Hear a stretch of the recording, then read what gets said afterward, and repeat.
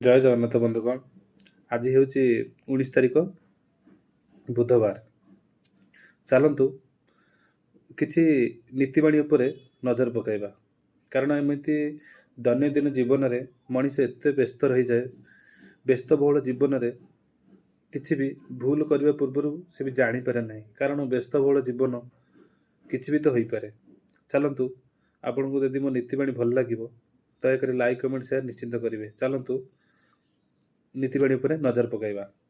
ସତ୍ୟର ପଥ କଠିନ ହୋଇପାରେ, କିନ୍ତୁ ତାହାର ଶେଷ ଫଳ ହିଁ ମଧୁର।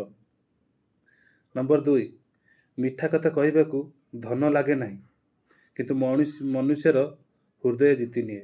ନମ୍ବର 3, ଯିଏ ଅନ୍ୟର ଦୁଃଖକୁ ବୁଝେ ସେହି ହିଁ ପ୍ରକୃତ ମଣିଷ।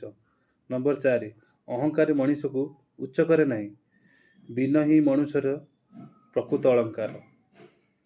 ନମ୍ବର 5, ସମୟକୁ ସମ୍ମାନ କର, କାରଣ ହାରି ଯାଇଥିବା ସମୟ କେବେ ବି ଫେରିପାରେ ନାହିଁ। ନମ୍ବର 6, ଭଲ କର୍ମର ଫଳ ବିଳମ୍ବରେ ମିଳିପାରେ, କିନ୍ତୁ ବ୍ୟର୍ଥ ଯାଏ ନାହିଁ। ନମ୍ବର 7, ମନ ପବିତ୍ର ଥିଲେ ଛୋଟ ଜୀବନ ମଧ୍ୟ ଆଶୀର୍ବାଦ ହୋଇଥାଏ। ନମ୍ବର 8, ଭଗବାନ ଉପରେ ଭରସା ରଖ, ନିଜ କର୍ତ୍ତବ୍ୟର ଫଳ ଭଗବାନଙ୍କ ଉପରେ ହିଁ ଛାଡ଼ିଦିଅ।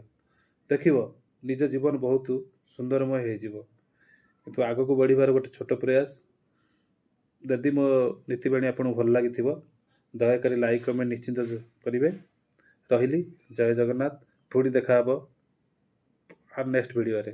ଜୟ ଜଗନ୍ନାଥ।